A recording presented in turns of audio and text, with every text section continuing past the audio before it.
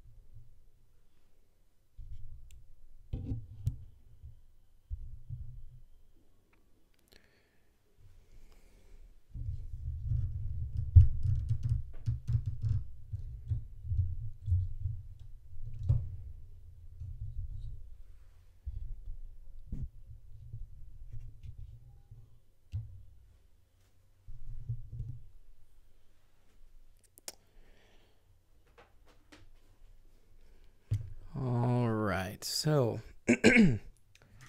funny story. That is actually the second time this microphone has fallen down off of its mount today. It fell once while we were setting up to make the What is LiveBible video today. And if you haven't seen that, just go check it out. It's,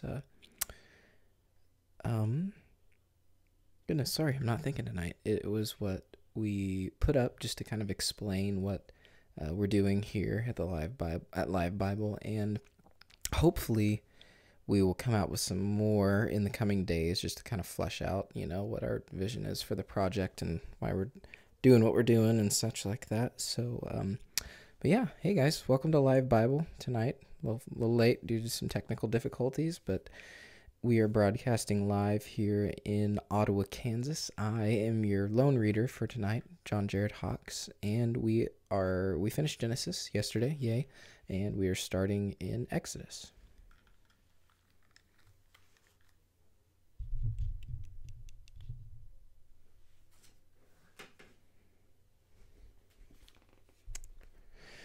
These are, Exodus chapter 1. These are the names of the sons of Israel, that is, Jacob, who moved to Egypt with their father, each with his family: Reuben, Simeon, Levi, Judah, Issachar, Zebulun, Benjamin, Dan, Naphtali, Gad, and Asher. In all, Jacob had 70 descendants in Egypt, including Joseph, who was already there. In time, Joseph and all his brothers died, ending that entire generation. But their descendants, the Israelites, had many children and grandchildren. In fact, they multiplied so greatly that they became extremely powerful and filled the land. Eventually, a new king came to power in Egypt who knew nothing about Joseph or what he had done. He said to his people, "Look, the people of Israel now outnumber us and are stronger than we are. We must make a plan to keep them from growing even more. If we don't, and if war breaks out, they will join our enemies and fight against us. Then they will escape from the country." So the Egyptians made the Israelites their slaves. They appointed brutal slave masters over them, hoping to wear them down with crushing labor. They forced them to build the cities of Pithom and Ramses as supply centers for the king. But the more the Egyptians oppressed them, the more the Israelites multiplied and spread, and the more alarmed the Egyptians became. So the Egyptians worked the people of Israel without mercy. They made their lives bitter, forcing them to mix mortar and make bricks and do all the work in the fields. They were ruthless in all their demands. Then Pharaoh, the king of Egypt, gave this order to the Hebrew midwives, Shiphrah and Puah: "When you help the Hebrew women as they give birth, watch as they deliver. If the baby is a boy, kill him. If it is a girl, let her live." But because the midwives feared God, they refused to obey the king's orders. They allowed the boys to live, too. So the king of Egypt called for the midwives. "Why have you done this?" he demanded. "Why haven't you allowed the boys to live?" "The Hebrew women are not like the Egyptian women," the midwives replied. "They are more vigorous and have their babies so quickly that we cannot get there in time." So God was good to the midwives, and the Israelites continued to multiply, growing more and more powerful. And because the midwives feared God, he gave them families of their own. Then Pharaoh gave this order to all his people: "Throw every newborn Hebrew boy into the Nile River, but you may let the girls live." Exodus chapter 2. About this time, a man and a woman from the tribe of Levi got married. The woman became pregnant and gave birth to a son. She saw that he was a special baby and kept him hidden for 3 months. But when she could no longer hide him, she got a basket made of papyrus reeds and waterproofed it with tar and pitch. She put the baby in the basket and laid it among the reeds along the bank of the Nile River. The baby's sister then stood at a distance, watching to see what would happen to him. Soon Pharaoh's daughter came down to bathe in the river, and her attendants walked along the riverbank. Then the princess saw the basket among the weeds. When the princess saw the basket among the reeds, she sent her maid to get it for her. When the princess opened it, she saw the baby. The little boy was crying, and she felt sorry for him. "This must be one of the Hebrew children," she said. Then the baby's sister approached the princess. "Should I go and find one of the Hebrew women to nurse the baby for you?" she asked. "Yes, do," the princess replied. So the girl went and called the baby's mother. "Take this baby and nurse him for me," the princess told the baby's mother. "I will pay you for your help." So the woman took the baby home and nursed him. Later, when the boy was older, his mother brought him back to Pharaoh's daughter, who adopted him as her own son. The princess named him Moses, for she explained, "I lifted him out of the water." Many years later, when Moses had grown up, he went out to visit his own people, the Hebrews, and he saw how hard they were forced to work. During his visit, he saw an Egyptian beating one of his fellow Hebrews. After looking all directions to make sure no one was watching, Moses killed the Egyptian and hid his body in the sand. The next day, when Moses went out to visit his people again, he saw 2 Hebrew men fighting. "Why are you beating up your friend?" Moses said to the one who had started the fight. The man replied, "Who appointed you to be our prince and judge? Are you going to kill me as you killed the Egyptian yesterday?" Then Moses was afraid, thinking, "Everyone knows what I did." And sure enough, Pharaoh heard what happened, and he tried to kill Moses. But Moses fled from Pharaoh and went to live in the land of Midian. When Moses arrived in Midian, he sat down beside a well. Now the priest of Midian had 7 daughters, who came as usual to draw water and fill the water troughs for their father's flocks. But some other shepherds came and chased them away. So Moses jumped up and rescued the girls from the shepherds. He then drew water for their flocks. When the girls returned to Reuel, their father, he asked, "Why are you back so soon today?" "An Egyptian rescued us from the shepherds," she answered, "and then he drew water for us and watered our flocks." "Then where is he?" their father asked. "Why did you leave him there? Invite him to come and eat with us." Moses accepted the invitation, and he settled there with him. In time, Reuel gave Moses his daughter Zipporah to be his wife. Later, she gave birth to a son, and Moses named him Gershom, for he explained, "I have been a foreigner in a foreign land." Years passed, and the king of Egypt died, but the Israelites continued to groan under the burden of slavery. They cried out for help, and their cry rose up to God. God heard their groaning, and he remembered his covenant promise to Abraham, Isaac, and Jacob. He looked down on the people of Israel and knew it was time to act. Exodus chapter 3. One day Moses was tending the flock of his father-in-law, Jethro, the priest of Midian. He led the flock far into the wilderness and came to Sinai, the mountain of God. There was an angel there, the angel of the Lord appeared to him in a blazing fire from the middle of a bush. Moses stared in amazement. Though the bush was engulfed in flames, it didn't burn up. "This is amazing," Moses said to himself. "Why isn't that bush burning up? I must go see it." When the Lord saw Moses coming to take a closer look, God called to him from the middle of the bush, "Moses, Moses." "Here I am," Moses replied. "Do not come any closer," the Lord warned. "Take off your sandals, for you are standing on holy ground. I am the God of your father, the God of Abraham, the God of Isaac, and the God of Jacob." When Moses heard this, he covered his face because he was afraid to look at God. Then the Lord told him, "I have certainly seen the oppression of my people in Egypt. I have heard their cries of distress because of their harsh slave drivers. Yes, I am aware of their suffering. So I have come down to rescue them from the power of the Egyptians and lead them out of Egypt into their own fertile and spacious land. It is a land flowing with milk and honey, the land where the Canaanites, Hittites, Amorites, Perizzites, Hivites, and Jebusites now live. Look, the cry of the people of Israel has reached me, and I have seen how harshly the Egyptians abuse them. Now go, for I am sending you to Pharaoh. You must lead my people Israel out of Egypt." But Moses protested to God, "Who am I to appear before Pharaoh? Who am I to lead the people of Israel out of Egypt?" God answered, "I will be with you, and this is your sign that I am the one who sent you. When you have brought the people out of Egypt, you will worship God at this very mountain." But Moses protested, "If I go to the people of Israel and tell them, 'The God of your ancestors has sent me to you,' they will ask me, 'What is his name?' Then what should I tell them?" God replied to Moses, "I am who I am. Say this to the people of Israel, I Am has sent me to you." God also said to Moses, "Say this to the people of Israel: Yahweh, the God of your ancestors, the God of Abraham, the God of Isaac, and the God of Jacob, has sent me to you. This is my eternal name, my name to remember for all generations. Now go and call together all the elders of Israel. Tell them, Yahweh, the God of your ancestors, the God of Abraham, Isaac, and Jacob, has appeared to me. He told me, I have been watching closely and seen how the Egyptians are treating you. I have promised to rescue you from your oppression in Egypt. I will lead you to a land flowing with milk and honey, the land where the Canaanites, Hittites, Amorites, Perizzites, and Hivites, and Jebusites now live.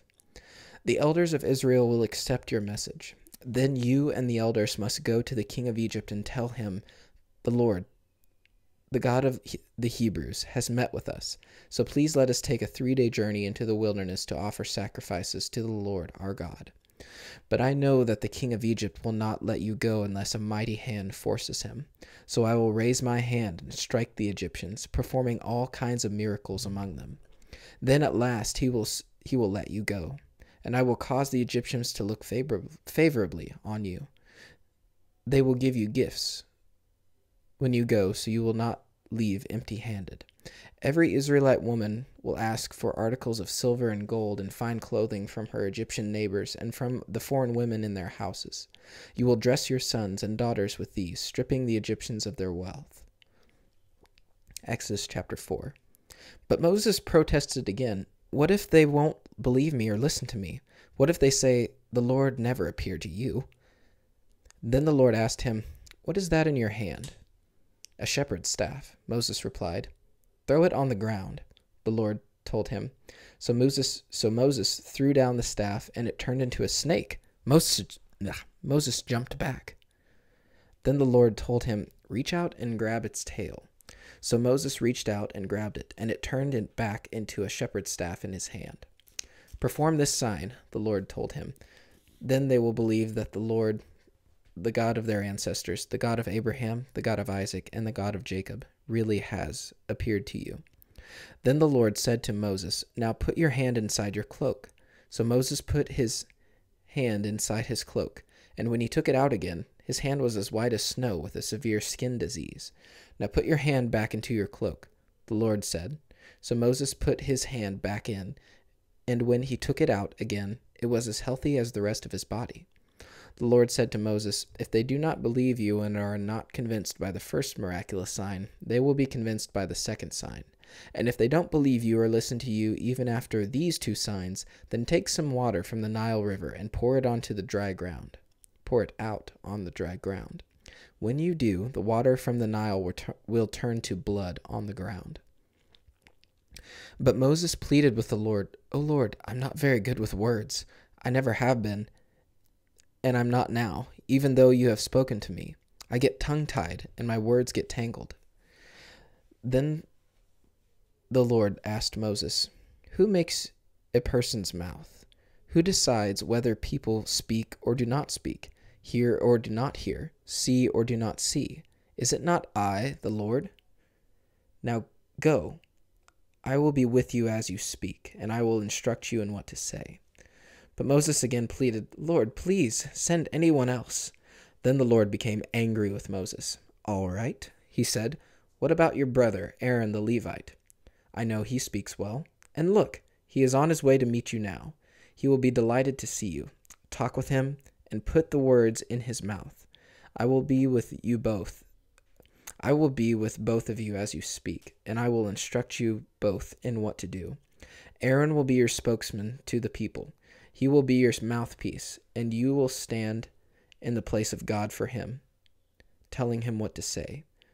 And take your shepherd's staff with you, and use it to perform the miraculous signs I have shown you. So Moses went back home to Jethro, his father-in-law. Please let me return to my relatives in Egypt, Moses said.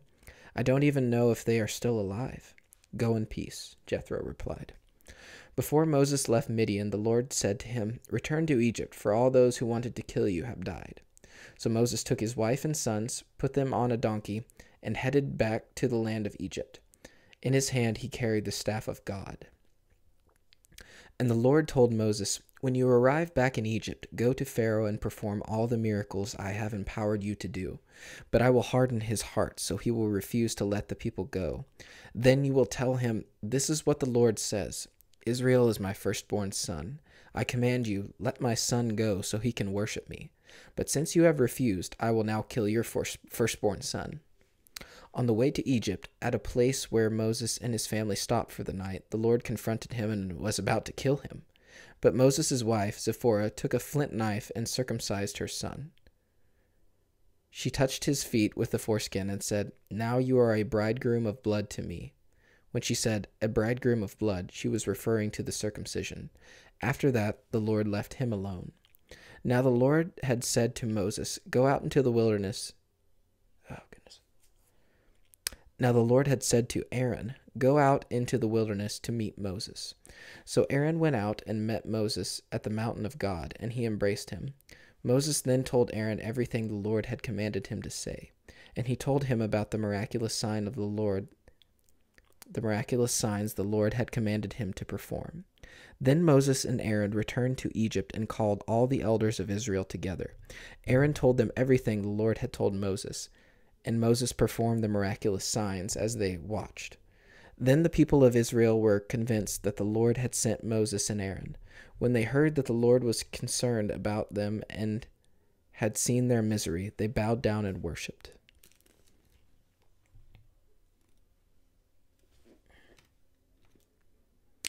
Exodus chapter 5. After this presentation to Israel's leaders, Moses and Aaron went and spoke to Pharaoh.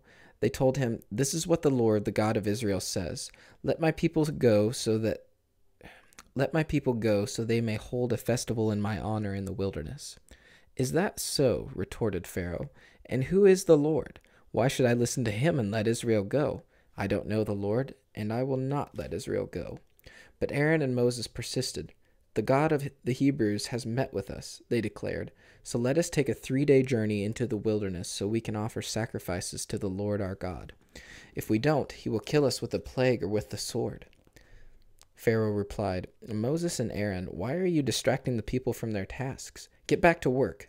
Look, there are many of your people in the land, and you are stopping them from their work." That same day, Pharaoh sent his order to the Egyptian slave drivers and the Israelite foremen.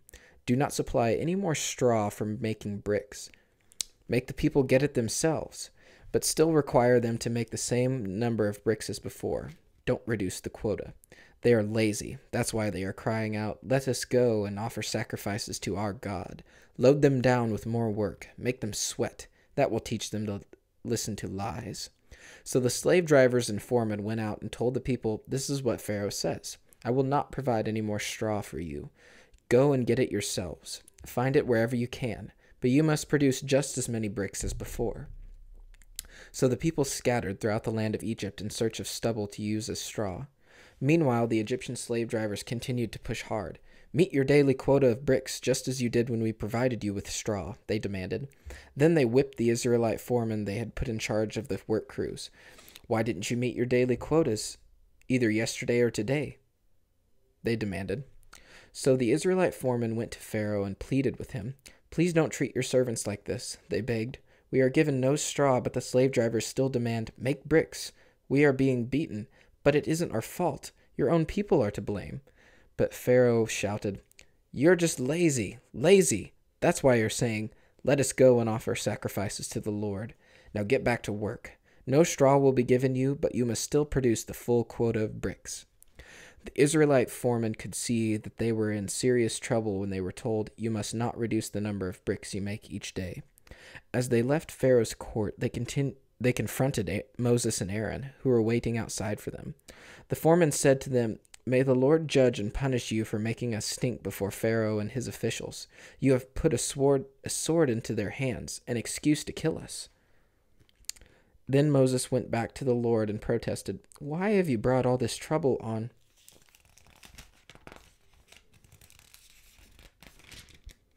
your own people, Lord? Why did you send me? Ever since I came to Pharaoh as your spokesman, he has been even more brutal to your people, and you have done nothing to rescue them." Exodus chapter 6. When the Lord told Moses, "Now you will see what I will do to Pharaoh." Exodus chapter 6. Then the Lord told Moses, "Now you will see what I will do to Pharaoh. When he feels the force of my strong hand, he will let the people go. In fact, he will force them to leave his land." And God said to Moses, "I am Yahweh, the Lord. I appeared to Abraham, to Isaac, and to Jacob as El Shaddai, God Almighty. But I did not reveal my name, Yahweh, to them. And I reaffirmed my covenant with them. Under its terms, I promised to give them the land of Canaan, where they were living as foreigners. You can be sure that I heard the groans of the people of Israel, who are now slaves to the Egyptians, and I am well aware of my covenant with them. Therefore, say to the people of Israel, I am the Lord. I will free you from your oppression, and I will rescue you from your slavery in Egypt. I will redeem you with a powerful arm and great acts of judgment.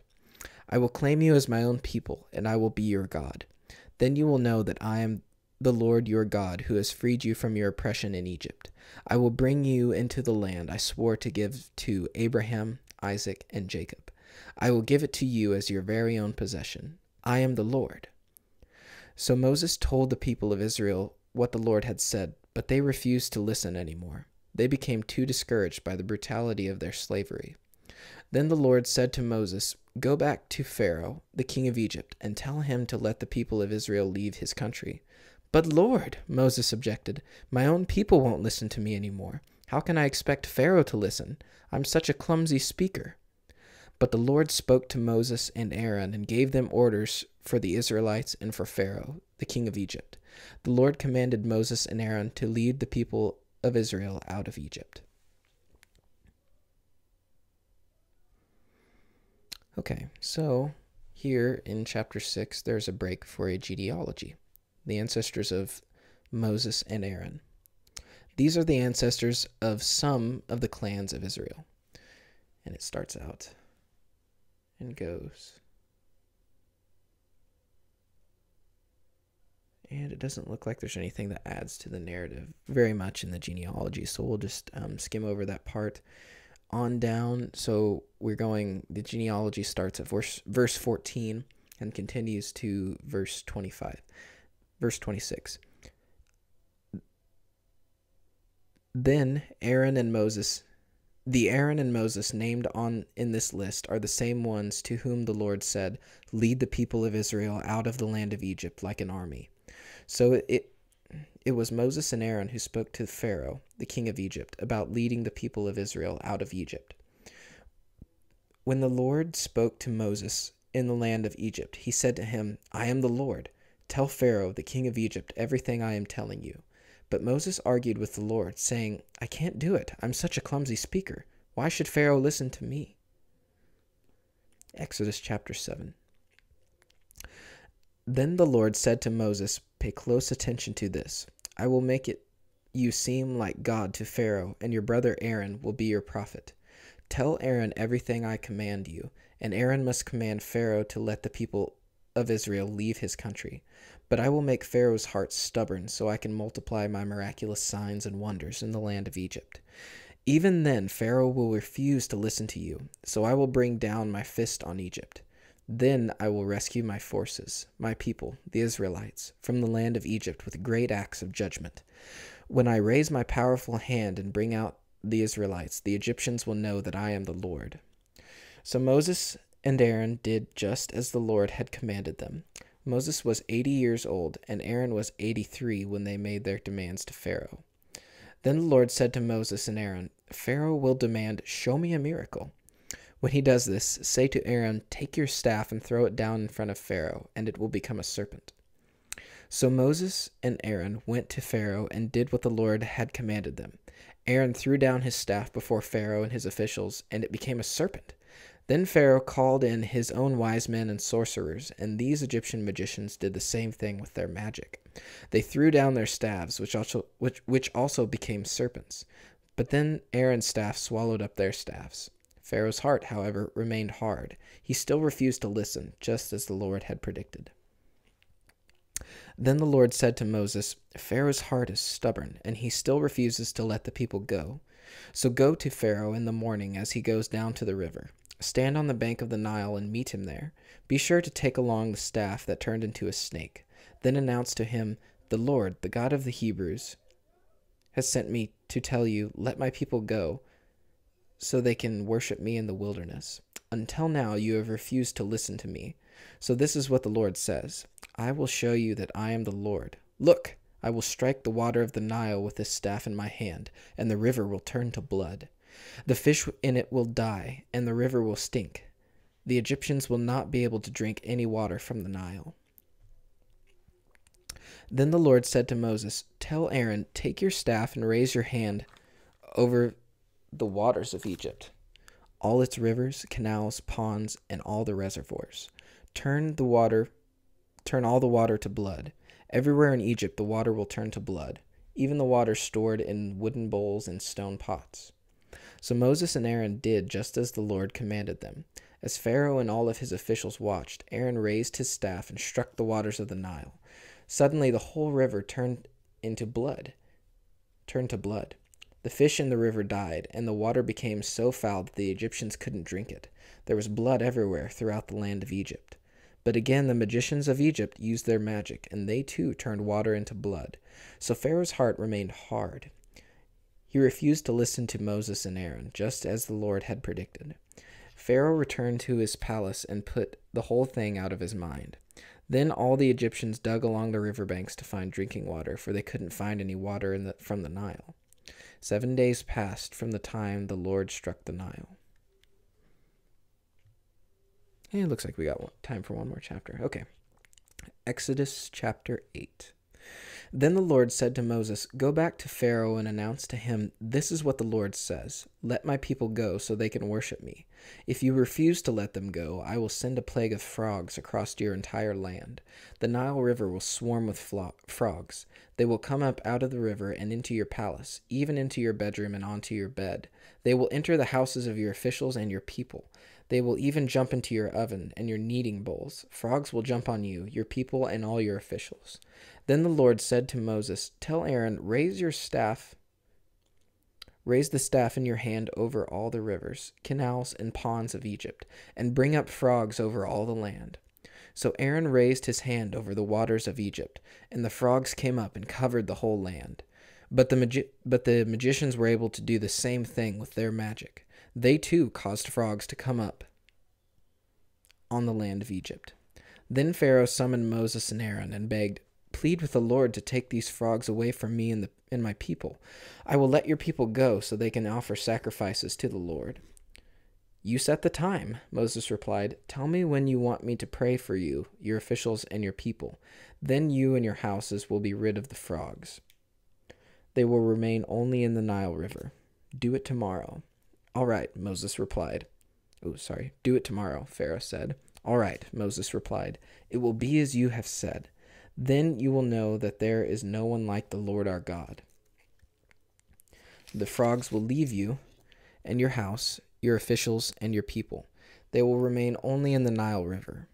So Moses and Aaron left Pharaoh's palace, and Moses cried out to the Lord about the frogs he had inflicted on Pharaoh. And the Lord did just what Moses had predicted. The frogs in the houses, the courtyards, and the fields all died. The Egyptians piled them into great heaps, and a terrible stench filled the land. But when Pharaoh saw that the relief had come, he became stubborn. He refused to listen to Moses and Aaron, just as the Lord had predicted. So the Lord said to Moses, 'Tell Aaron, raise your staff and strike the ground. The dust will turn up into swarms of gnats throughout the land of Egypt.' So Moses and Aaron did just as the Lord had commanded them. When Aaron raised his hand and struck the ground with his staff, gnats infested the entire land, covering the Egyptians and their animals. All the dust in the land of Egypt turned into gnats. Pharaoh's magicians tried to do the same thing with their secret arts, but this time they failed. The gnats covered everyone, people and animals alike. 'This is the finger of God,' the magicians exclaimed to Pharaoh, but Pharaoh's heart remained hard. He wouldn't listen to them, just as the Lord had predicted. Then the Lord told Moses, 'Get up early in the morning and stand in Pharaoh's way as he goes down to the river. Say to him, "This is what the Lord says. Let my people go so they can worship me. If you refuse, then I will send swarms of flies on you, your officials, your people, and all the houses. The Egyptian homes will be filled with flies, and the ground will be covered with them. But this time I will spare the region of Goshen where my people live. No flies will be found there. Then you will know that I am the Lord, and that I am present even in the heart of your land. I will make a clear distinction between my people and your people. The miraculous sign will happen tomorrow.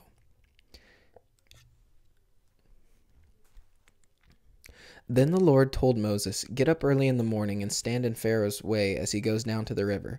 Say to him, 'This is what the Lord says. Let my people go so they can worship me. If you refuse, then I will send swarms of flies on you, your officials, your people, and all the houses. The Egyptian homes will be filled with flies, and the ground will be covered with them. But this time I will spare the region of Goshen where my people live. No flies will be found there. Then you will know that I am the Lord, and that I am present even in the heart of your land. I will make a clear distinction between my people and your people. This miraculous sign will happen tomorrow." And the Lord did just as he had said. A thick swarm of flies filled Pharaoh's palace and the houses of his officials. The whole land of Egypt was thrown into chaos by the flies. Pharaoh called for Moses and Aaron. "All right, go ahead and offer sacrifices to your God," he said, "but do it here in this land." But Moses replied, "That wouldn't be right. The Egyptians detest the sacrifices we offer to the Lord our God. Look, if we offer our sacrifices here where the Egyptians can see us, they will stone us. We must take a 3-day journey into the wilderness to offer sacrifices to the Lord our God, just as he has commanded us." "All right, go ahead," Pharaoh replied. "I will let you go into the wilderness to offer sacrifices to the Lord your God, but don't go too far away. Now hurry and pray for me."